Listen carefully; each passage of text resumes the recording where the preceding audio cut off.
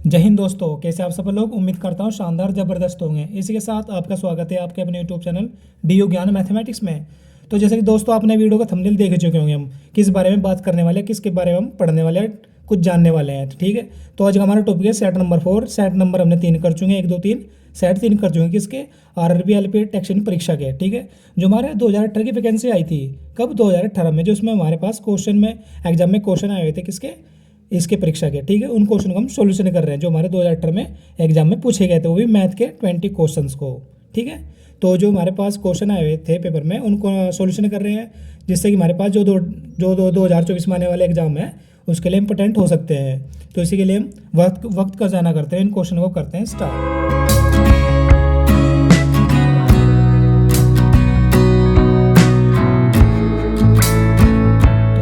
आज के set number 4 में मैं पहला क्वेश्चन दिया हुआ है, क्या दिया हुआ है आप स्क्रीन पर देख रहे होंगे।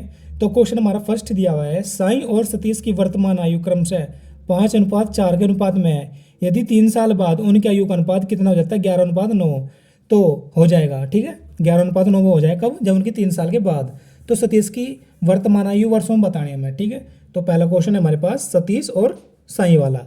तो मैंने साई को मैंने एस आई टी डिनोट कर लिया और उसको सतीश को एस टी से कर लिया। ठीक है, रेशो दिया कि इनकी आयु का, वर्तमान आयु का, तो 5 और 4। ठीक है, इस प्रकार मैंने मान लिया। तो मैंने उनकी जो उम्र है 5x और 4x के रूप में मान लिए। ठीक है, मान लिया। अब जब इसने वर्तमान आयु किया यानी कि प्रेजेंट, ठीक है, आयु, तो उसने क्या दिया, 3 साल बाद उनकी आयु का अनुपात कितना हो जाए, 11:9 हो रहा। तो जैसे कि 5x में कितने वर्ष जोड़ने, 3, और बटे में अनुपात कितना, 4x, तो 4x प्लस के 3। ठीक है, 4x प्लस 3 हो जाएगा, और अनुपात कितना दिया उसने, 11:9 हो जा रहा। 3 साल बाद उनकी आयु का अनुपात कितना हो जा रहा है, 11:9 ये दिया हुआ है। बस इस इक्वेशन को हल करो, यहाँ से x का मान निकालो और यहाँ पर पुट कर दो वैल्यू, तो उसकी निकल जाएगी। तो किसकी पूछी हमसे, सतीश की वर्तमान यानी 4x का मान पूछा हमसे। तो 9 गुणा करो 5 में, 9 5 45x हो जाएंगे, और 9 तिया 27 हो जाएगा, और यहाँ पर 11 चौक 44 हो जाएगा, तो 44x हो गया, 11 तिया 33 हो गया। अब 44 को इधर लाऊंगा तो 45x माइनस के 44x बराबर के 33, ये 27 इधर आकर माइनस के हो जाएंगे। हो गए 33 में 27 के कितने बचे, 6, और 45 में 44 गए, बचा x। तो x का मान कितना आ जाएगा, 6। लेकिन हमें किसकी वर्तमान आयु निकालनी, सतीश की। तो सतीश कितना, 4x है, तो 4 आ गया, x की जगह कितना रखना मुझे, 6। तो x क्या है, मल्टीप्लाई में, तो 4 गुना 6 बराबर 24 वर्ष। ठीक है, जो कि ऑप्शन नंबर 4 हो जाता है। तो इसके साथ अब देखते हैं नेक्स्ट क्वेश्चन। तो नेक्स्ट क्वेश्चन हमें क्या दिया हुआ है, वो दिया है भिन्नों से। भिन्नों का योग कितना दिया है, 5/6, उनमें से एक भिन्न 3/4, तो अन्य भिन्न बताइए। तो क्या दिया है, एक भिन्न 3/4 और दूसरी बतानी है। तो मैंने मान लिया, कैसे कर लेंगे, आप डायरेक्टली भी कर सकते हो। माना दूसरी भिन्न x है, यानी कि x/1 है। ठीक है, और पहली उसने दे दी है। ठीक है, कितनी है पहली, 3/4, और योग कितना दिया उसका, योग दिया उसने मैं 5/6। तो योग जो कितने कितने किस किस से मिलकर बनता है, पहली प्लस दूसरी से। बनता नहीं बनता यार, बराबर 5/6 है। तो पहली क्या है हमारे पास, 3/4, ओके, प्लस दूसरी कितनी हमारे पास, x/1 बराबर के 5/6। तो 3/4 को बराबर से इधर ले जाओ, x, तो 5/6 माइनस के 3/4। अब 4 गुणा कर दो, 4 पंजे 20, 6 तिया 18, और 6 चौक 24 बराबर के x बटे में को लिखे नहीं करते। ठीक है, तो कितना आ चुका यहाँ पर ये x बराबर 20 में से 18 गए, 2/12, और भाग दे कितना जाएगा, 2 एकम 2, 2 छकी 12, x का मान 1/6। ठीक है, तो हमारी पहली इक्वेशन क्या हो गई, या 1/6 हो जाएगा। अरे सॉरी यार, ये 24 था, ऐसे भाग दे कितना जाएगा, 1/12। ठीक है, तो 20 में से 18 गए, 2/24। ठीक है, अच्छा 2 एकम 2, 2 12 दूनी 24, तो 1/12 इसका आंसर हो जाएगा, यानी कि 4th ऑप्शन इसका भी राइट आंसर हो जाएगा। अब देखते हैं नेक्स्ट क्वेश्चन। तो दोस्तों अब नेक्स्ट क्वेश्चन आप देख रहे होंगे, तीसरा। अब स्क्रीन पर देख रहे हैं क्वेश्चन क्या दिया हुआ है। तो क्वेश्चन दिया है हमारे, यदि कोई व्यक्ति 60 रुपये के लिए एक वस्तु खरीदता है, कितने रुपए के लिए, 60 रुपये के लिए एक वस्तु खरीदते हैं, इसका क्रय मूल्य हो जाता है कितना, 60 रुपया, और उसे 25% के लाभ पर बेचता है, तो उसका वस्तु का विक्रय मूल्य क्या होगा। जो ने वस्तु बेची ना, वो उसका विक्रय मूल्य होगा। ठीक है, कितने पे बेची, 25% के लाभ पे। ठीक है, जो कोई भी चीज़ होगी वो 100% होगी अपने आप, मानी जो कोई खरीदती है 100% का मान होता है। तो मान ले हम जो 100% है वो कितना का मान है हमारे पास, 60 रुपये दिया उसने, और कितना कमाना है, 25% लाभ कमाना। पहले यहाँ से 1% निकालता हूँ मैं, तो 100 बटे में आ जाएगा इसके, आ गया। अब मुझे क्या निकालना है, यहाँ से 25% लाभ, कितना निकालना है, 25% लाभ, यानी 100 तो है ही हो, इसमें 25 और ऐड करा जाए तो 125 से मल्टीप्लाई कर दूंगा दोनों साइड, तो 60/100 आ गया, इधर 125 आ गया। आज मैं 25 से भाग दूंगा, 25 चौक 100 और 25 पंजे 125, 4 से भाग दूंगा 15 और 15 पंजे 75। तो 75 रुपये को उसका विक्रय मूल्य लगेंगे, सेलिंग प्राइस 75 रुपये आ चुका, जो उसका क्वेश्चन का आंसर हो जाता है, जो कि ऑप्शन नंबर 3 राइट आंसर हो जाता है। ठीक है, ये क्वेश्चन हमने नंबर 3 कर चुके हैं। अब देखते हैं नेक्स्ट क्वेश्चन, क्वेश्चन नंबर 4 क्या दिया हुआ है। तो दोस्तों नेक्स्ट क्वेश्चन है, आप स्क्रीन पर देख रहे होंगे। तो क्या दिया हमें क्वेश्चन, क्रिस पार्थिव से 5 साल छोटा है। कितने साल छोटा है? 5 साल छोटा है। कौन? क्रिस पार्थिव से। 8 साल पहले क्रिस की उम्र का 3 गुना, किसकी उम्र का 3 गुना? क्रिस की। और 3 गुना पार्थिव से 2 गुना के उम्र की तुलना में 10 वर्ष अधिक था। तो क्रिस की वर्तमान आयु बताने में, तो सबसे पहले मैं क्या लेता हूँ, माना पार्थिव की उम्र मैंने x वर्ष मान ली। तो क्रिस की कितनी हो जाएगी? x में 5 माइनस छोटा है, यानी कि 5 वर्ष छोटा है कौन? क्रिस।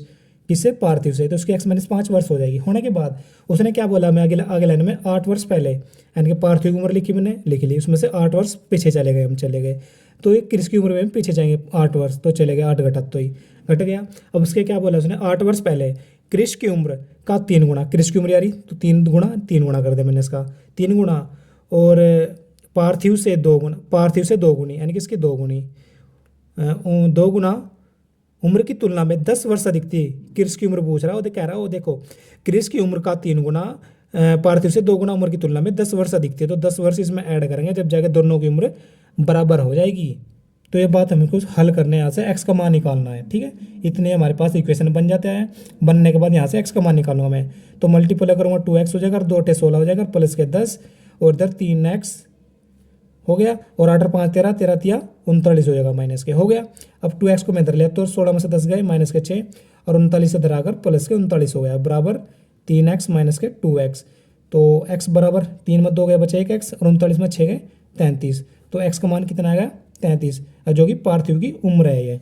अब हमें क्या करना, क्रिस की बतानी। तो 33 माइनस के कितने हैं? 5, 5 साल छोटा है, 33 में 5 गए 28 वर्ष। तो 28 वर्ष इस क्वेश्चन का आंसर हो जाता है, जो कि ऑप्शन नंबर 3 है। अब देखते हैं नेक्स्ट क्वेश्चन। ठीक है, तो नेक्स्ट क्वेश्चन नंबर हमारे पास 5। ठीक है, क्या दिया हुआ देखते हैं। तो नेक्स्ट क्वेश्चन दिया उसने में 2 दशमलव का गुणनफल, यानी कि 2 दशमलव का गुणनफल कितना है? 0.768 है। यदि दशमलव संख्या, यदि एक दशमलव संख्या से देती कितनी? 1.6, तो दूसरी दशमलव संख्या बतानी। तो दूसरी बतानी तो इसे भाग दे देंगे, तो पहली इंटू मल्टीप्लाई दूसरी, बराबर कितना होता है?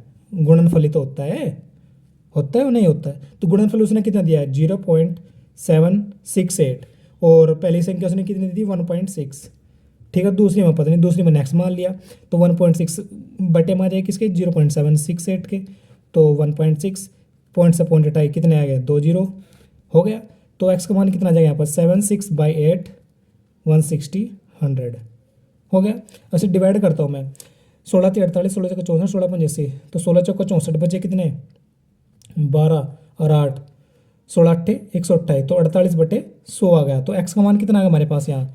0.48। तो दूसरी संख्या क्या है हमारे पास? 0.48। तो भाग देकर इसका डायरेक्टली आंसर आप निकाल सकते हो, जो कि ऑप्शन नंबर 1 हो जाता है। ठीक है, अब देखते हैं नेक्स्ट क्वेश्चन। नेक्स्ट क्वेश्चन में क्या दिया हुआ है। तो दोस्तों अब नेक्स्ट क्वेश्चन हमारे पास 6। तो क्वेश्चन नंबर नेक्स्ट हमारे 6 आप स्क्रीन पर देख रहे हो। क्वेश्चन क्या है? तो क्वेश्चन बड़ा ही इंटरेस्टिंग क्वेश्चन है और लेंथी क्वेश्चन दिया हुआ है, वो भी एडवांस है। तो क्या दिया है क्वेश्चन में, बैडमिंटन खेलने के लिए इस्तेमाल किए जाने वाले शटल कॉक का आकार, यानी कि जो बैडमिंटन खेलने के लिए इस्तेमाल किए जाने वाले शटल कॉक होता है, जिसको हम हिंदी में चिड़िया बोलते हैं। चिड़िया से बैडमिंटन खेलते नहीं, तो चिड़िया का नाम क्या होता है? शटल कॉक, अंग्रेजी नेम है। ठीक है, शटल कॉक का आकार गोलार्ध के ऊपर बने हुए छिन्नक जैसा होता है, यानी जो गोलार्ध होता है उसके ऊपर बने छिन्नक के जैसा होता है। ठीक है, कॉक का आकार। तो कोई बात नहीं, उसने फिर आगे लाइन दी, छिन्नक का बाहरी व्यास। तो छिन्नक का बाहरी व्यास 5 सेंटीमीटर और 2 सेंटीमीटर है। पूरे शटल कॉक की ऊंचाई 2 से 7 सेंटीमीटर है, यानी कि उसकी शटल कॉक की ऊंचाई 7 सेंटीमीटर है। तो बाहरी सतह का क्षेत्रफल हमें ज्ञात करना है, यानी कि बाहरी सतह का क्षेत्रफल इसका बताना है, इसका शटल कॉक के। ओके, आप उसको डायग्राम द्वारा समझेंगे कैसे कैसे हमें करना होगा।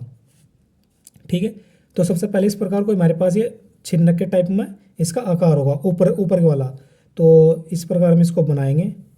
थोड़ा मेरे पे थोड़ा नहीं बढ़िया बन सकता शायद, इस प्रकार होता है। ठीक है, और ये इस प्रकार होती है चिड़िया हमारे पास, ये होगी। अब उसके बाद अब आप देखते हो यहाँ पर हमारे पास ये यहाँ से यहाँ तक की क्या होती है? त्रिज्या होती है। ठीक है, या भी यहाँ से तक की त्रिज्या होती है। तो इसको मैं R1 से डिनोट कर लेता हूँ, इसको R2 से। इतना होने के बाद जो उसने बोला, हमें लाइन में क्या बोला उसने, हमें बोला उसने उस छिन्नक का बाहरी व्यास, यानी कि जो बाहरी मतलब ऊपर वाला है वो कितना है, 5 सेंटीमीटर। तो R1 कितना दे दिया हमें इसने, सॉरी व्यास, तो R व्यास कितना है, 5 है। तो R1 कितना हो जाएगा त्रिज्या, तो त्रिज्या होती है व्यास का आधा, यानी कि 5 का आधा हो जाएगा। तो R1 कितना है, 5/2, ठीक है, मतलब 2.5 सेंटीमीटर। ओके, फिर R2 कितना हो जाएगा हमारे पास, यो व्यास दिया उसने दूसरा, वो कितना हो जाएगा, 2 दिया हुआ है, तो 2/2 मतलब 1 सेंटीमीटर। तो R1 कितना हो गया, 2.5, और R2 कितना हो गया, 1 सेंटीमीटर। इतना होने के बाद उसने अगली लाइन में क्या दिया, हमें शटल कॉक की ऊंचाई, यानी शटल कॉक की ऊंचाई दी, यानी कि यहाँ से यहाँ तक की उसने ऊंचाई दी है, ठीक है, कितनी दी है, 7 सेंटीमीटर। तो उसको मैंने 7 सेंटीमीटर लिख लिया, ठीक है। आप डायग्राम द्वारा थोड़ा टाइम लगेगा इस क्वेश्चन में, लेंथी क्वेश्चन है और बड़ा ही इंटरेस्टिंग क्वेश्चन है, यानी कि होने चांसेस हो सकता है इस बार भी पूछ लिया जाए, ठीक है। तो देखते हैं, 7 सेंटीमीटर होगी इसकी ऊंचाई। अब उसके बाद ऊंचाई कितनी होगी, 7 सेंटीमीटर। तो छिन्नक वाले भाग की ऊंचाई कितनी हो जाएगी, H, जो छिन्नक वाला भाग होता है उसकी ऊंचाई, यानी कि इसकी अंदर वाले की है जो ये है ना, ये तो पूरी लेंथ होगी इतनी, यानी कि इसके बराबर होगी। लेकिन जो गोलाई चल रही है छिन्नक जिसे कहते हैं, तो उसकी ऊंचाई कितनी होगी, इस पूरे भाग की, इसके यहाँ से लेके यहाँ तक की दूरी यह बतानी हमें। तो कैसे होगी आप देखते हैं, छिन्नक की ऊंचाई यानी कि इस भाग की यहाँ से यहाँ तक की दूरी कितनी हो जाएगी, ऊंचाई जो पूरी लेंथ है ना, इसमें से 7 -1 करेंगे। -1 क्यों करी, जो हमारी अंदर वाली सॉरी या छोटे वाली त्रिज्या है, तो त्रिज्या को माइनस करेंगे तो कितना आ जाएगा, 6 सेंटीमीटर आ जाएगा इसकी ये। तो यहाँ से यहाँ तक की दूरी कितनी हो गई, यहाँ ऊंचाई 6 सेंटीमीटर हो गई। इतना होने के बाद, ठीक है, जिसको हम तिरछी ऊंचाई बोलते हैं, ठीक है, सॉरी तिरछी ऊंचाई नहीं, इसको S से डिनोट करेंगे हम, H ऊंचाई को, ठीक है। इतना होने के बाद अब हम निकाल लें इसकी तिरछी ऊंचाई, सॉरी दोस्तों, हम इसको छिन्नक की ऊंचाई नहीं बोलते, इसको हम तिरछी ऊंचाई बोलते हैं। यहाँ से यहाँ तक की दूरी को तिरछी ऊंचाई बोलते हैं। लेकिन जो छिन्नक की ऊंचाई हमारे पास 7 - 1 की है, तो छिन्नक हमारे पास ये बनने दो, तो यहाँ से यहाँ तक की दूरी ये आई कितनी, 6 सेंटीमीटर। कैसे, यहाँ से यहाँ तक की दूरी कितनी, टोटल 7 सेंटीमीटर। लेकिन इसकी त्रिज्या कितनी, -1 है, त्रिज्या हमने निकाल ली, तो इसलिए 7 में से 1 घटाया, जब जाकर इसकी 7 सेंटीमीटर, सॉरी 6 सेंटीमीटर ये दूरी है किसकी, यहाँ से यहाँ तक की दूरी, यानी कि छिन्नक की ऊंचाई H बराबर कितनी आई, 6 सेंटीमीटर। अब इसी के द्वारा हम तिरछी ऊंचाई निकाल पाएंगे, जिसको हम L से डिनोट करते हैं, ठीक है। छिन्नक की तिरछी ऊंचाई, इसको L से डिनोट करते हैं।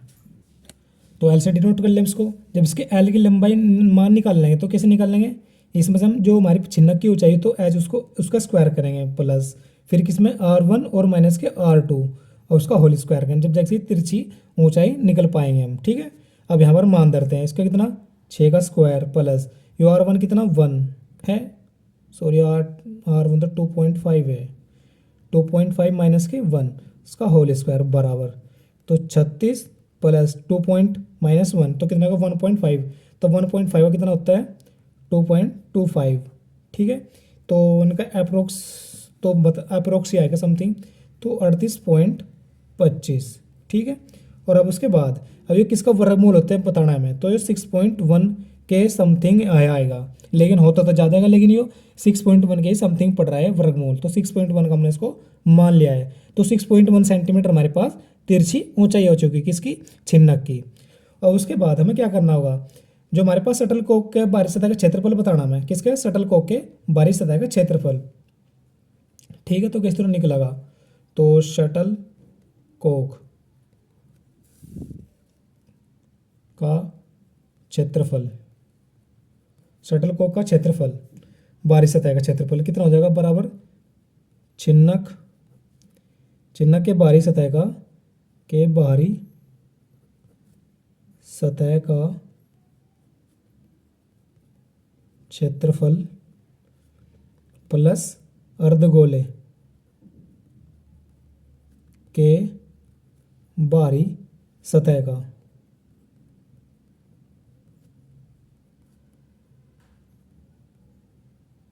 ठीक है। इतना होने के बाद अभी आपको देख कैसे करना है, यहाँ पे हमारे पास पाई होता है और R1 प्लस R2 फिर इंटू L प्लस के 2 पाई R2 का स्क्वायर, ये हमारे पास फॉर्मूला होता है, ठीक है। यानी कि पाई आर एल तक इसका छिन्नक के बाहरी सतह का क्षेत्रफल होगा, जो छिन्नक होगा ऊपर वाला हमारे पास उसके बारिश का क्षेत्रफल होगा, फिर प्लस के अर्धगोले का बारिश का क्षेत्रफल होगा, तो कितना होता है 2 पाई आर का स्क्वायर होता है, यानी 2 पाई आर 2। ठीक है, इसलिए हमने फॉर्मूला लिखे हैं ये, तो उसके बेस पर हम इसका क्षेत्रफल निकाल पाएगा पूरे शटल कॉक का। ठीक है, तो पाई का मान कितना होता है हमारे पास 22/7 रख दिया मैंने। अब R1 कितना हमारे पास 2.5 प्लस के R2 कितना 1, L का मान कितना निकालना हमने 6.1 निकालना वहाँ पर। ओके, प्लस के यहाँ पर रखता हूँ 2 × 22/7 और R2 कितना हमारे पास 1, तो 1 का स्क्वायर हो जाएगा। इतना होने के बाद उसके आगे लिखते हैं 22/7। ठीक है, 2.5 × 3.5 मल्टीप्लाई 6.1 प्लस के, अब यहाँ पर क्या करूँगा 2 × 22/7, एक का स्क्वायर एक ही होता है, हो गया इतना। अब उसके बाद क्या करना होगा, मैं यहाँ पे इतना हल कर कितना आ जाएगा, ये इसका गुणा फैक्टर भाग देगा कितना आ जाएगा, इसे डिवाइड करता हूँ 0.5 आएगा, इन तीनों को मल्टीप्लाई करके कितना आ जाएगा 67.1 आ चुका, और उसको भाग देकर कितना आ जाएगा, आ जाएगा 6.21 सॉरी 6.28 आ गया। अब इन दोनों को ऐड करके कितना आ जाएगा, वो आ जाएगा हमारे पास 73.38 वर्ग सेंटीमीटर। ठीक है, क्योंकि क्षेत्रफल निकालना है। अब आप देख रहे हैं यहाँ पे हमने किस प्रकार डायरेक्टली लिख रहे हैं, इसके फॉर्मूला होता है किसका, छिन्नक के बारिशता का क्षेत्रफल, यानी कि जो बारिशता है ना इसका बारिशता का क्षेत्रफल होगा, और जो अर्धगोला बनना है अंदर वाला ये इसका क्षेत्रफल होता है। ठीक है, अंदर अर्धगोले के बारिशता का क्षेत्रफल होगा, ठीक है अर्धगोले का, तो दोनों को जोड़कर हमारे पूरे शटलकॉक का क्षेत्रफल निकल कर आ जाएगा। ठीक है, उसी के बेस पर हमने फॉर्मूला लिख के और फॉर्मूले में वैल्यू पुट करी, और वैल्यू पुट करके हमारे पास इस क्वेश्चन का आंसर आ चुका। ठीक है, उम्मीद है क्वेश्चन आपको अच्छे समझ में अगर नहीं आया तो वीडियो को दोबारा देखें, क्योंकि क्वेश्चन बहुत लेंथी और ट्रिकी सवाल है, हो सकता है इस बार ऐसा ही क्वेश्चन हमसे पूछ लिया जाए। तो देखते हैं नेक्स्ट क्वेश्चन में क्या पूछा गया है। तो दोस्तों अब नेक्स्ट क्वेश्चन हमारे पास 7, अब तो थोड़ा वैसे ही सवाल है, थोड़ा एक नंबर का वैसे दिया हुआ क्वेश्चन है। इसमें से पहले पूछा है ऑप्शन में कौन सा पूर्ण वर्ग संख्या है, तो पहले ऑप्शन हमारे पास क्या है 441, तो 441 इसका पूर्ण संख्या है, यानी कि किसका वर्ग, इसका वर्गमूल क्या होता है आप बता सकते हो कितना होता है, 400 तो हमारा किसका होता है 20 का, और 21 का कितना हो जाएगा 441। ठीक है, जो इस क्वेश्चन का आंसर हो जाएगा पहले ऑप्शन। अब देखते हैं नेक्स्ट क्वेश्चन। तो नेक्स्ट क्वेश्चन हमें दिया हुआ है, ये दिया हुआ है, ठीक क्या दिया हुआ है आप स्क्रीन पर देख रहे होंगे।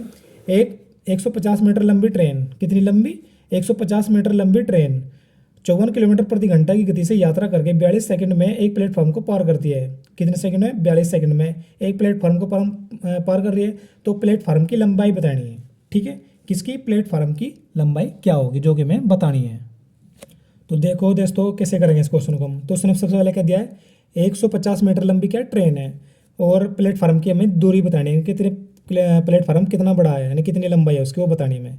तो सबसे पहली बात हमें पता होना चाहिए जो ट्रेन है जो प्लेटफार्म से गुजर कर जा रही है, जो अपनी दूरी जो उसकी लंबाई उसको पार करेगी, और साथ साथ उसके प्लेटफार्म की लंबाई को भी पार करेगी। हो सकता है जो हमारी ट्रेन है वो प्लेटफार्म से बड़ी हो सकती है और छोटी भी हो सकती है। ठीक है, इसी साथ हम दोनों को दूरी को ऐड करेंगे, फिर उससे फॉर्मूला अगर उसको हल करेंगे, और सबसे पहले हम इसको हम देखेंगे जो हमारी दूरी दी किसकी, इसकी लंबाई किसकी दी ट्रेन की, तो किस क्या में दी मीटर में दी, और दूसरी क्या दिया इसने 54 किलोमीटर प्रति घंटा, तो चाल क्या दे दी किलोमीटर प्रति घंटे में दे दी, और टाइम दे दिया 42 सेकंड, तो टाइम देते हैं सेकंड में। जो हमारे पास चाल है जिसको भी मीटर प्रति सेकंड में बनाएगा, तो मीटर प्रति सेकंड बनाने के लिए 5/18 से इसको मल्टीप्लाई करना पड़ेगा, 18 का 18 और 18 थे 54, तो 15 5 या 15 होता है, 15 मीटर प्रति सेकंड इसकी क्या हो जाएगी स्पीड हो जाएगी, यानी चाल हो जाएगी। अब उसके बाद सबसे पहले मुझे क्या करना होगा इसमें, माना प्लेटफार्म की लंबाई कितनी मान ली मैंने x मीटर है, कितनी है x मीटर है। उसके बाद अब हमारे पास फॉर्मूला होता है क्या, चाल बराबर दूरी बटे समय, होता नहीं होता है। अब हमारे पास चाल कितनी है 15 लिख दी मैंने 15, उसके बाद दूरी कितनी हमारे पास, एक तो ट्रेन की होगी 150 हो गई, प्लस x किसकी प्लेटफार्म की भी ऐड कर जाए, क्योंकि दोनों दूरी पार करें ट्रेन, अपनी भी और अपनी लंबाई को भी, और साथ साथ प्लेटफार्म की लंबाई को, इसलिए मैंने इसमें कितना करा ऐड प्लस के x किया। टाइम कितना लग रहा है हमें 42 सेकंड लग रहा है, तो 42 वहाँ पर गुना पहुँच जाएगा, तो 15 × 42 बराबर के 150 प्लस के x, तो 15 दूनी 30, 15 चौका 60, 60 और 3 63, और 150 याद अगर माइनस के हो जाएगा बराबर के x, तो x का मान कितना आ जाएगा यहाँ से आप घटाकर आंसर दे सकते हो। 13 मतलब 5 गए 8 और 5 में से गया 4, 480 मीटर इस क्वेश्चन का आंसर, यानी कि प्लेटफार्म की लंबाई 480 मीटर होगी। ठीक है, उम्मीद है क्वेश्चन आपको अच्छे समझ में आएगा। अब देखते हैं नेक्स्ट क्वेश्चन। तो नेक्स्ट क्वेश्चन हमें दिया हुआ है, आप स्क्रीन पर देख रहे हैं क्वेश्चन हमारा। तो नेक्स्ट क्वेश्चन है, तो दोस्तों नेक्स्ट क्वेश्चन हमारे पास, मैंने स्क्रीन पर दिखा रहा होगा आपको और यहाँ पर भी मैंने इसको लिख दिया है। तो इसको बोर्ड मास द्वारा हल करना होगा मैं सबसे पहले। तो बोर्ड मास क्या कहते हैं हमारे पास, बोर्ड मास, ठीक है। सबसे पहले ब्रैकेट ऑफ, यानी कि ब्रैकेट का हल करना होगा। जब ब्रैकेट दिया हुआ होगा तो उसमें मतलब ब्रैकेट दिया हुआ ही नहीं है। फिर आते हैं डी, डी मतलब डिवाइड, तो डिवाइड करना है, डिवाइड है इसमें, हाँ तो डिवाइड करना होगा। फिर क्या होता है मल्टीप्लाई, तो मल्टीप्लाई हाँ है, मल्टीप्लाई करेंगे। फिर ऐड, ऐड भी करेंगे। फिर सब्सट्रैक्ट, सब्सट्रैक्ट भी करेंगे। उसके बाद आगे इसको सारे को हल करेंगे। तो 122 प्लस के 345, फिर माइनस 1 गुणा, अब सबसे पहले भाग देंगे तो 3 बार कट जाएगा शायद ये, तो 3 बार आ गया। से डिवाइड कर कितना आ गया 3। अब उसके बाद 122 प्लस के 345 और इसकी गुणा कर कितना आ जाएगा माइनस के 3 आ चुका। अब गुणा हो गया। अब जिनको ऐड करेंगे तो 5 और 2 7, 4 2 6, 3 और 1 4, फिर माइनस के 3। तो 467 में जब 3 घटाएंगे तो 463 इस क्वेश्चन का आंसर आ जाएगा, ठीक है। तो कौन सा ऑप्शन हो जाता है इसका, सॉरी 464 आएगा जब घटाएगा, सॉरी चौथा ऑप्शन हो जाता है इसका राइट आंसर। तो दोस्तों अब नेक्स्ट क्वेश्चन हमारे पास, क्वेश्चन नंबर 9, आप स्क्रीन पर देख रहे होंगे। क्वेश्चन क्या दिया हुआ है, क्वेश्चन में दिया है पाई चार्ट से। तो क्या दिया है क्वेश्चन में, 2001 से 2006 की अवधि के दौरान प्रतिवर्ष औसत वेतन निकालना है। यानी कि 2001 से 2006 के बीच की जितने भी उसे वेतन मिला है उस वेतन का औसत वेतन निकालना है। जो भी हम औसत निकालते हैं, कैसे निकालते हैं औसत, औसत बराबर होता है हमारे पास पदों की संख्या का योग, यानी कि पदों का योग बटे पदों की संख्या, यानी कि कितने पद हैं हमें, ठीक है, पदों की संख्या। उसी प्रकार यहाँ पर निकाल लूँगा मैं। जो हमारे पास इसने वेतन दिया है किस किस में, 2001 में, 2002 में, 2003 में, 2004 में, 2005 में और 2006 में, ठीक है। उन सभी को योग करेंगे और बटे में कितने साल, यानी कि कितने संख्याएं हैं, 3 और 3 3 6 है, तो 6 से हम डिवाइड करेंगे, ओके। फिर उसका औसत एवरेज निकल जाएगा। तो कितना है शुरू में, तो 2001 में कितना है 1500, उसके बाद में 2600, तो मैं लिखता हूँ 1500, फिर प्लस 2600 और उसके बाद कितना है, उसके बाद है 3200 और 4100, 3200 प्लस 4100 और उसके बाद है 5000 और 5200, ओके। इस तरह कर लिया। अब इतना करने के बाद बटे पदों की संख्या, पदों की संख्या कितनी, 1 2 3 4 5 6, तो बटे में 6 आ जाएगा, यानी कि भाग देनी होगी। इन सभी को ऐड कर कितना आ जाएगा 0 और जी 0 2 1 3 और 2 5 और 6 11, 11 और 5 16, 2 और 1 3 और 3 6, 6 4 10, 10 5 15, 15 और 5 20 और 20 और 1 21 और बटे 6। फिर 6 से डिवाइड करूँगा कितना आएगा, 6 ते 18 बचे कितने 3 और 6 चंग 36, तो 3600 रुपये का औसत एवरेज यानी कि औसत वेतन निकल जाएगा, ओके। जिस क्वेश्चन का आंसर हो जाता है, और कौन सा ऑप्शन है इसका, बी ऑप्शन राइट हो जाता है, सेकंड ऑप्शन इसका राइट हो जाता है। देखते हैं नेक्स्ट क्वेश्चन। तो दोस्तों अब नेक्स्ट क्वेश्चन हमारे पास क्वेश्चन नंबर 10, अब स्क्रीन पर देख रहे हो क्या दिया हुआ है क्वेश्चन में, 10% लाभ वाली वस्तु की विक्रय मूल्य कितने 440 रुपये थी और अगर वस्तु को 370 में बेचा जाए तो प्रतिशत हानि बताइए कितनी होगी, ठीक है। यानी कि परसेंटेज हानि बतानी, यानी कितने रुपये की हमें हानि हुई है। यानी कि विक्रय मूल्य कितना 40%, अरे 10% के लाभ पे बेची गई। कोई भी वस्तु 100% में होती है अपने आप में, यानी कि 110 10% का लाभ हुआ, यानी कितने बेचे 110%, तो 110% का मान कितना है हमारे पास, ये 440, ओके। यहाँ जब क्रय मूल्य निकाल पाएंगे उसके हिसाब से हम बता पाएंगे कि हमें लाभ हुआ है कि हानि हुआ है, कितने परसेंटेज की हानि या लाभ हुआ है, ठीक है। यहाँ पर मैं 1% का मान निकाल लूँगा तो 110 इसके बटे में आ जाएगा, आ गया, तो 440 बटे 110 हो जाएगा, हो गया। अब मुझे क्या करना है, क्रय मूल्य निकाला, तो क्रय मूल्य कितना होता है 100%, तो 100% है, गुणा कर दो दोनों साइड, तो 100% हो जाएगा इधर, उधर 440 बटे 110 गुणा 100, ठीक है। यहाँ से क्या निकल जाएगा इसका, क्रय मूल्य निकल जाएगा 11 11 11 चौक 44, तो 4 गुणा 100 400, क्या आ गया उसका क्रय मूल्य आ गया, यानी कि 100% का मान आ गया। 400 रुपये क्या क्रय मूल्य, और बेची कितनी की 370 की, तो 370 की बेची और 400 रुपये उन्होंने खरीदी थी, तो यानी कि 370 का ये हमारे एसपी है, यानी कि विक्रय मूल्य है, तो कितना दिया 370। अब यहाँ से यहाँ तक कितना नुकसान हो उसका 30 रुपये का, यानी कि 70 में 30 जोड़ो तो 400 आएंगे, तो 30 रुपये का नुकसान हुआ किस पे, क्रय मूल्य पे, तो 400 बटे में और गुणा 100 आ जाए, तो प्रतिशत हमारे पास निकल कर आ जाएगी। तो हानि प्रतिशत बराबर 30 बटे 400 और गुणा 100, ठीक है। अब 4 2 0 2 0 कट जाएगी और 4 से काटते हैं कितना आएगा, 4 7 28 बचे कितने 2 पॉइंट लगा 0 बढ़ाई 4 5 20, तो 7.5% की उसको हानि हुई है, ठीक है, जो उसका पहला ऑप्शन राइट आंसर हो जाता है। अब देखते हैं नेक्स्ट क्वेश्चन। तो नेक्स्ट क्वेश्चन दिया उसने, अब स्क्रीन पर ही देख रहे होंगे। 900 मीटर की दौड़ में, कितनी दौड़ में, 900 मीटर की दौड़ में सतीश ने किरण को 270 मीटर और राहुल को 340 मीटर से हराया, ठीक है। 900 मीटर की दौड़ थी, सतीश ने किरण को 270 मीटर और राहुल को 340 मीटर से हराया। किरण कितने मीटर से राहुल को उससे उसी रेस से हराती है किरण। तो देखो दोस्तों हम कैसे करेंगे इस क्वेश्चन को। क्वेश्चन नंबर 11 हमारे पास थोड़ा इंटरेस्टिंग क्वेश्चन है, इंपॉर्टेंट क्वेश्चन है। तो क्या दिया उसने 900 मीटर की एक दौड़ है, यानी कि मैंने मान लिया यहाँ से यहाँ तक की क्या है, एक दौड़ है, ठीक है। और कितनी मीटर की है दौड़, 900 मीटर की मान लिया मैंने।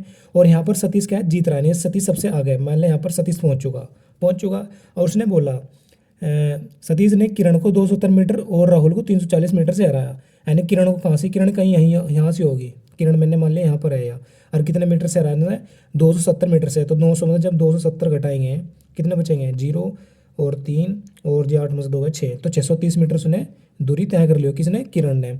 और 340 मीटर से किसको रहा, राहुल को। तो 900 में जब मैं 340 घटाऊंगा कितने बचेंगे, और 0 10 में 4 गए 6 और जी 8 में से 3 गए 5, तो 560 इसने भी कवर कर लिया हो, किसने, राहुल ने। तो 560 मीटर, ठीक है। 560 इसने कवर कर ली और 630 इसने कवर कर ली। अब इतने होने के बाद इसने क्या बोली लाइन में, क्या क्वेश्चन किया हमसे, इसने किया है किरण कितने मीटर से राहुल को उसी रेस में हराती है। मान लो नहीं उसी रेस में, मतलब पूरी 900 मीटर की रेस में, यहाँ से यहाँ तक कितना गैप हो रहा है, कितने मीटर से हरा रही है, 70 मीटर से। कैसे पता चला हमें, 630 में जब 560 घटाएंगे तो 70 मीटर आएगा 70 मीटर। अब 70 मीटर जो तो हरा रही है, लेकिन उसने पूछा पूरी रेस में, अगर यहाँ से फिलहाल यहाँ पर पहुंची है और यो राहुल यहाँ पर पहुंचा, अगर किरण यहाँ से यहाँ तक पहुंच जाती है, पूरी रेस कवर करती है, तो राहुल कितने मीटर से हराएगी वो, यह बात उनसे पूछी है उसने। तो कैसे बताएंगे, तो एक्चुअल मतलब 70 मीटर रेस से हरा रही है वो, लेकिन हरा रही है। और बटे में कितना आ जाएगा, 630, क्योंकि 630 में कवर कर चुकी कौन, किरण। 630 बटे में आ जाएगा, और टोटल रेस कितनी हमारे पास 900, तो 900 मीटर है। इससे 0 से 0 कैंसिल आउट हो जाएगा, 7 कम 7 7 नम 63, तो 1/9 मल्टीप्लाई 900, 9 से 9 डिवाइड हो जाएगा, तो 1 इंटू 100 कितना हो जाएगा, 100 मीटर से वह उसको हरा देगी पूरी रेस में। भाई यहाँ से यहाँ तक की दूरी तो उन्होंने 70 मीटर से हरा दी, लेकिन जब और आगे चले गए पूरी रेस कवर करेगी कौन, किरण, तो राहुल को 100 मीटर से हरा देगी, जो इसका सेकंड ऑप्शन राइट आंसर हो जाता है, ठीक है। अब देखते हैं नेक्स्ट क्वेश्चन। तो नेक्स्ट क्वेश्चन हमें दिया है ट्रिग्नोमेट्री से, तो क्या क्वेश्चन है देखते हैं। तो उसने क्वेश्चन दिया, आप स्क्रीन पर देख रहे होंगे, मैं यहाँ पर भी लिख देता हूँ। क्वेश्चन नंबर 12 ये दिया है 2 sec स्क्वायर एक्स माइनस के tan स्क्वायर एक्स बराबर के 5 है, ठीक है। और x का मान हमसे पूछा है, और उसने एक और बात लिखी है इसने यहाँ पर, और 0 degree greater than equal x और ग्रेटर दैन इक्वल 90 डिग्री। तो x का मान बताना है यहाँ से हमें, ठीक है। क्या बताना है, x का मान। तो जो उसका मतलब है ना 0 डिग्री x, यानी कि 0 डिग्री से बड़ा होगा x का मान, और 90 से छोटा होगा, बराबर हो सकता है 0 से, और 90 के बराबर हो सकता है, लेकिन इनसे छोटा नहीं होने का, बस 0 से और 90 से छोटा होगा, लेकिन 0 से छोटा नहीं होने का। ओके, ये बात कही उसने। अब देखते करते कैसे। तो देखो दोस्तों हमारे पास फॉर्मूला होता है किसका, सेग स्क्वायर एक्स का। मैं इधर लिख लेता हूँ, सेग स्क्वायर एक्स बराबर कितना होता है हमारे पास, 1 प्लस के tan स्क्वायर एक्स होता है, ठीक है। फॉर्मूला होता है मेरे पास। तो यहाँ पर सेग स्क्वायर की जगह लिखूंगा 1 प्लस के tan स्क्वायर, 2 इंटू, तो 1 प्लस के tan स्क्वायर हो जाएगा ये tan स्क्वायर एक्स, और माइनस के tan स्क्वायर एक्स, ये है ही। ओके, बराबर के 5 है हमारे पास। इतना होने के बाद 2 की में इसमें मल्टीप्लाई कर दो, 2 प्लस के 2 tan स्क्वायर हो जाएगा, हो गया। फिर माइनस के tan स्क्वायर एक्स बराबर के 5, 2 इधर आकर माइनस हो जाएंगे 5 में से। तो जब 2 tan में से एक tan कटेगा, कितना बचेगा, tan स्क्वायर एक्स। ओके, और 5 में से 2 घटेंगे, बचे कितने, 3। यो स्क्वायर है इधर आकर, इसके ऊपर वर्गमूल चढ़ जाएगा, तो tan x बराबर कितना आ जाएगा, √3। इतना होने के बाद tan x बराबर √3, तो tan x बराबर, ये tan में किसका मान होता है, ये tan 60 का मान होता है, कितने डिग्री का, 60 का। यहाँ tan से tan डिवाइड हो जाएगा, और x का मान कितना आ जाएगा, 60 डिग्री, जो इस क्वेश्चन का आंसर हो जाता है, ठीक है। और आप देख रहे हो मैं x का तो मान निकाल रहे हैं यहाँ से, x का मान कितना है, 60 डिग्री। क्या 0 से बड़ा है 60 डिग्री, हाँ भाई है। 90 से छोटा है, हाँ भाई है। तो हमारा क्वेश्चन क्या है, ये इस प्रकार होता है। तो राइट ऑप्शन हमारा ऑप्शन नंबर 2 हो जाता है। इसी के साथ करते हैं नेक्स्ट क्वेश्चन। तो नेक्स्ट क्वेश्चन क्या दिया भाई वो देखते हैं। तो नेक्स्ट क्वेश्चन दिया, आप स्क्रीन पर देख रहे होंगे, वीर घर की किराए पर मासिक आय का 15%, यानी कि जो वीर एक लड़का है, घर के किराए पर मासिक आय का 15% और घरेलू सामानों पर बाकी का 60% खर्च करता है। अगर वह 2210 रुपये बचाता है उसकी, तो उनकी मासिक आय क्या होगी, ये बताना मैं। तो देखो दोस्तों कैसे करेंगे इस क्वेश्चन का हम।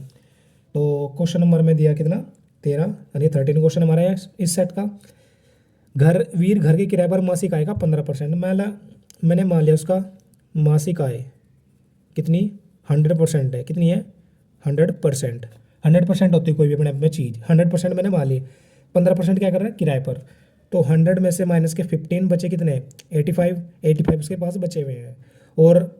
और घरेलू सामानों पर बाकी का 60%, यानी कि बाकी का 60%, यानी कि 85 का 60% निकाल लो यहाँ से, तो 60% मतलब प्रतिशत, तो प्रतिशत हटाएंगे बटे में 100 हो जाएगा, तो 20 या 60, 20 बजे 100, 5 से कट में कितना आ जाएगा, 5 का 5 बचे, 5 से 35 और 17 था 51% उसके पास क्या है, उसने खर्च कर दिया।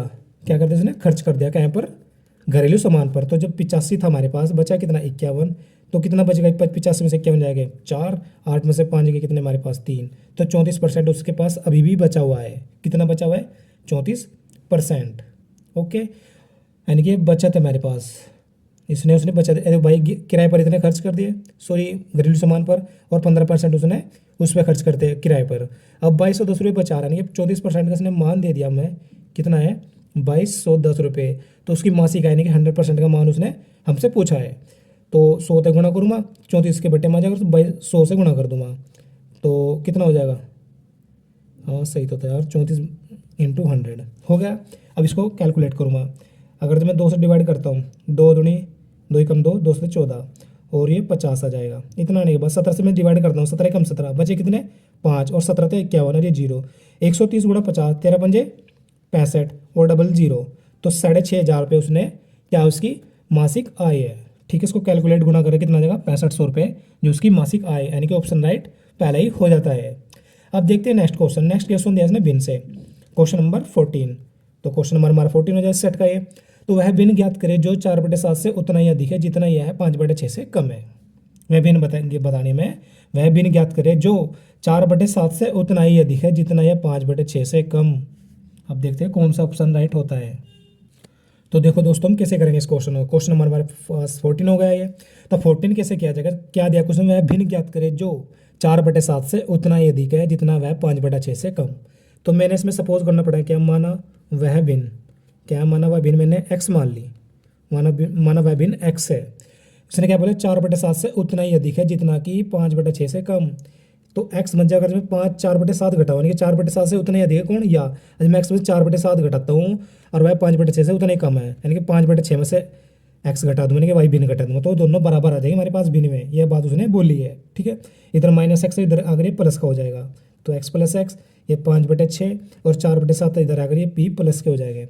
7 पंजे 35 और 6 चौक 24 और 7 छंग 42, x और x 2x हो जाएगा, और x बराबर 4 और 5 9, और 3 और 2 5, और 2 की गुणा हो जाएगी 42 दूनी 84।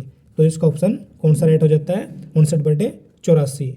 तो पहले ऑप्शन इसका राइट आंसर हो जाता है।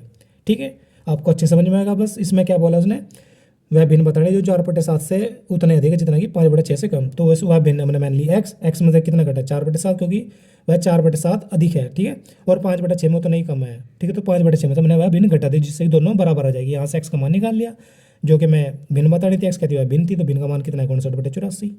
ठीक है, अब देखते हैं नेक्स्ट क्वेश्चन। तो नेक्स्ट क्वेश्चन दिया उसने बोर्डमास से। ठीक है, क्या दिया है क्वेश्चन, मैं यहाँ पर लिख देता हूँ आपको। 15 नंबर क्वेश्चन हमारा ये। तो -4 दिया, फिर मझला ब्रैकेट 19, फिर -2, और मल्टीप्लाई, फिर -8, फिर मझला ब्रैकेट बंद, और इसका मान उसने हमसे पूछा है। तो सबसे पहले इसको -4 लिख लेता हूँ मैं, फिर मझला, फिर माइनस, और सबसे पहले इनकी मल्टीप्लाई कह देंगे, तो 2 8 दूनी 16, 8 दूनी 16 हो जाएगा। फिर ये माइनस माइनस प्लस हो जाएगा, ये माइनस पहले से ही, तो -16 हो जाएगा। तो -4, 16 में से 19 गए, कितने बचे, +3, और 4 × 12, -12 इस क्वेश्चन का राइट आंसर, यानी ऑप्शन नंबर 3 हो जाता है। ठीक है, अब देखते हैं नेक्स्ट क्वेश्चन। तो दोस्तों, क्वेश्चन नंबर हमारे पास 16 आ चुका। अब तो क्या दिया क्वेश्चन, आप स्क्रीन पर देख रहे होंगे। तो उसने पाई चार्ट से क्वेश्चन दिया हुआ है, शहर दिए और जनसंख्या और शिक्षित लोग और अशिक्षित लोग, उनका साक्षरता प्रतिशत। तो उसमें क्वेश्चन हमसे पूछा, दिए गए आंकड़े के आधार पर शहर यानी कि सिटी सी, यानी कि शहर सी को बताना है। सी में साक्षरता का प्रतिशत बताना है, किसका, सी की साक्षरता का प्रतिशत, और दशमलव के बाद एक स्थान तक बताना है सिर्फ। ठीक है, तो हमें पता है साक्षरता प्रतिशत जब भी निकालते हैं, साक्षरता कौन होते हैं, जो शिक्षित लोग होते हैं। तो यहाँ पर शिक्षित लोग कितने दिए हैं सी शहर में 50, और टोटल पॉपुलेशन कितनी शहर की 150, तो बटे में 150 हो जाएगा। और प्रतिशत निकालना है तो उसे मल्टीप्लाई 100% से की जाएगी। तो 50 ही कम 50 और 50 दिया 150, तो 1 गुणा 100 कितना होता है 100% बटे 3, ये आ चुका। अब 3 से डिवाइड करूँगा कितना आएगा 3 3 9, फिर बचा 1 3 3 9, पॉइंट लगा फिर 0 बढ़े 3 3 9, तो 33.3% वह कहाँ की, वह शिक्षित प्रतिशत है वहाँ का, सिटी शहर का, जो इसका राइट ऑप्शन 2 हो जाता है। ठीक है, उम्मीद है ऑप्शन सही, क्वेश्चन सही समझ में आया होगा। अब देखते हैं नेक्स्ट क्वेश्चन। तो दोस्तों अब नेक्स्ट क्वेश्चन मेरे पास 17। तो क्या दिया हुआ स्क्रीन पर देख रहे होंगे, पहले 5 त्रिकोणीय संख्याओं का माध्य निकालना है, यानी कि पहले 5 त्रिकोणीय संख्याओं का माध्य है। तो त्रिकोणीय संख्या कैसे निकालते हैं हम, तो त्रिकोणीय संख्या निकालने के लिए हमारे पास क्या होता है, फॉर्मूला होता है, क्या होता है n इंटू एन प्लस 1/2 होता है। ठीक है, तो मैंने लिखा यहाँ पर त्रिकोणीय संख्या बराबर n इंटू एन प्लस 1/2 होता है। ठीक है, पहली संख्या के लिए यानी कि पहली 5 संख्या निकालनी, तो मैंने पहली संख्या के लिए क्या लिखा, पहली संख्या के लिए n बराबर 1 रखूँगा। तो त्रिकोणीय संख्या क्या हो जाएगी यहाँ पर, त्रिकोणीय संख्या बराबर एक धरूँगा वहाँ पर 1 प्लस के 1/2, तो 1/2 इंटू 2, तो 2 से 2 कैंसिल आउट, बचा कितना 1। तो यहाँ पर पहली संख्या क्या आ गई, त्रिकोणीय संख्या 1 आ गई। अब दूसरी निकाल लूँगा मैं, दूसरी त्रिकोणीय संख्या के लिए n बराबर के 2 लूँगा। ठीक है, तो कितना हो जाएगा 2 और जी 2 प्लस 1 कितना होगा 3 और बटे में 2, 2 से 2 कैंसिल आउट, तो 3 आ चुकी दूसरी संख्या। अब तीसरी निकाल लूँगा, तीसरी त्रिकोणीय संख्या के लिए n बराबर क्या लेता हूँ 3। ठीक है, n बराबर 3 लिया मैंने, तो यहाँ पर 3 रखा, 3 और 1 4 हो जाएगा, और बटे में 2, 2 से 2 से डिवाइड, और 3 गुणा 2 6, तो तीसरी त्रिकोणीय संख्या क्या आ चुकी हमारे पास 6 आ चुकी। अब उसके बाद अब चौथी संख्या के लिए क्या करूँगा 4 रखूँगा, चौथी त्रिकोणीय संख्या के लिए बराबर यानी कि n बराबर 4।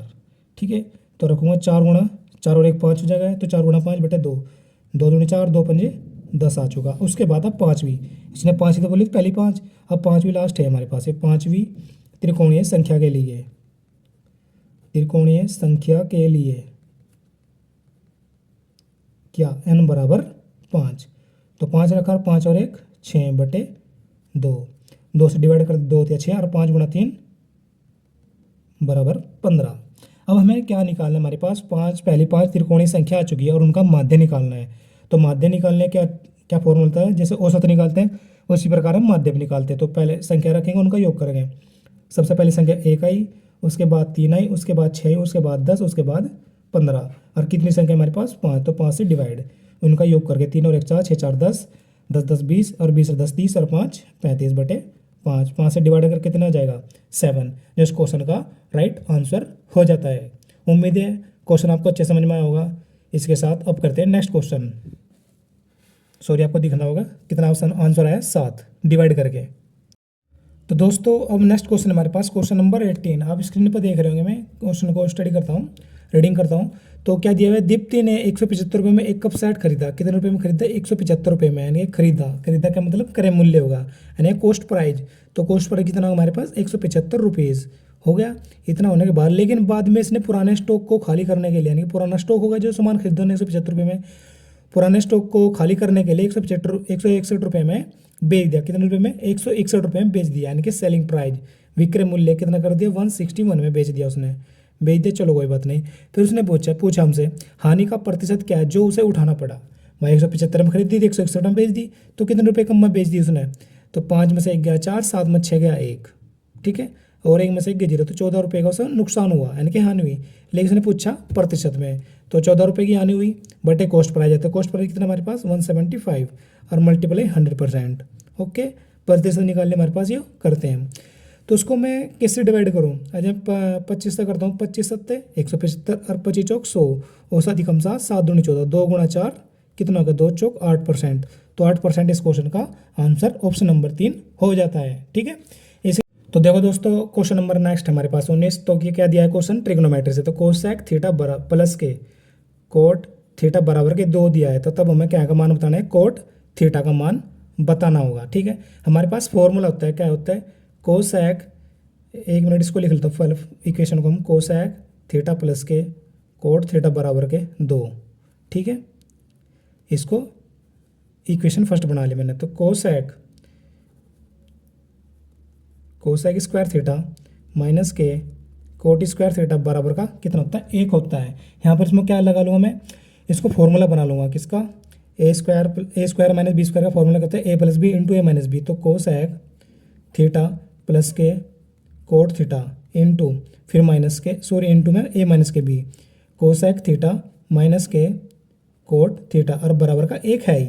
इसका मान कितना दिया हुआ हमारे पास समीकरण 2 में 2, तो 2 लिख लिया मल्टीप्लाई कोसेक थीटा माइनस के कोट थीटा बराबर का 1। तो कोसेक थीटा माइनस के कोट थीटा 2 इसके 1 के बटे मान जाएगा, तो 1/2 इसका ये आंसर आ चुका। मतलब ये समीकरण 2 मैंने बना लिया यहाँ पर। इसको और इसको क्या करता हूँ मैं, 2 में से इक्वेशन 1 को घटाता हूँ, कितना आ जाएगा, 1 मैंने कोसेक थीटा माइनस के कोट थीटा, अगर मैं 1 में से 2 घटाता हूँ तो जब आंसर सही आएगा, देखो 1 माइनस के 2, तो कोसेक थीटा प्लस के कोट थीटा बराबर के 2 है। तो कोसेक थीटा माइनस के कोट थीटा बराबर का 1/2 है। क्या कर रहा हूँ, माइनस कर रहा हूँ किसको, समीकरण 2 को, तो माइनस हो गया, अरे ये भी माइनस माइनस प्लस हो जाएगा। ठीक है, हो गया, और ये माइनस के कोसेक यानी प्लस के कोसेक कट गए, ये प्लस के कोट और प्लस के कोट, तो प्लस के 2 कोट थीटा हो गया। इतना होने के बाद 2 में से जब आधा घटाएं कितना बचेगा हमारे पास, 3/2 यानी कि 1.5 बचेगा, और 2 इसके बटे में आ जाएगा। तो कोट थीटा की वैल्यू कितनी आ चुकी हमारे पास, 3/4। ठीक है, मतलब कोट थीटा की वैल्यू निकालनी थी हमें। तो कोट थीटा इससे इसको भाग दूंगा, कितना आएगा, ना चलने 0, फिर पॉइंट लगा 0/4 से 28 और 4 पंजे 20, तो 0.75 इस क्वेश्चन का राइट आंसर हो जाता है। ठीक है, तो कौन सा ऑप्शन नंबर 3 हो जाता है इसका राइट आंसर। अब नेक्स्ट एंड लास्ट क्वेश्चन क्या दिया हुआ है सेट नंबर 4 में, क्वेश्चन नंबर हमारे पास 20 और लास्ट क्वेश्चन है ये। तो क्या दिया, 2 संख्या गुणनफल कितना दिया है, 0.432। ठीक है, यदि एक संख्या 1 पॉइंट से तो अन्य संख्या बतानी है हमें। तो एक संख्या और मल्टीप्लाई दूसरी संख्या या अन्य संख्या बोल दो, बराबर क्या होता है, गुणनफलित आता है, आता नहीं आता है, तो गुणनफल लिख दिया मैंने बराबर। अब एक संख्या कितनी दे दी हमें, 1.6 और दूसरे में पता नहीं, तो मैं नेक्स्ट लिख लिया, और गुणनफल कितना दिया, 0.432। ठीक है, यहाँ पर दूसरी संख्या निकालनी है, इसके बटे में आ जाएगी, तो 0.432 के 1.6 बटे में। तो मैं यहाँ पर क्या करूँगा, पॉइंट से पॉइंट हटाने के लिए 2 जीरो और लगा दूंगा, तो 100 बटे में आएगा। तो जब 16 से डिवाइड करूँगा किसको, 432 को, 16 दूनी 32, बची कितने यहाँ पर 11, और 16 7 112, 27/100 आएगा। तो इसे जब 100 से भाग करूँगा 0.27 इस क्वेश्चन का राइट आंसर हो जाता है। ठीक है, तो कौन सा ऑप्शन है इसका राइट आंसर हो जाता है, ऑप्शन नंबर 3। तो इसी के लिए आज के लिए इतना ही। जय हिंद, जय भारत। मिलते हैं नेक्स्ट पार्ट में यानी कि नेक्स्ट सेट में, और देखते हैं कैसे कैसे क्वेश्चन हमसे पूछे गए थे। और वीडियो पसंद आए तो वीडियो को लाइक एंड शेयर करें। जय हिंद।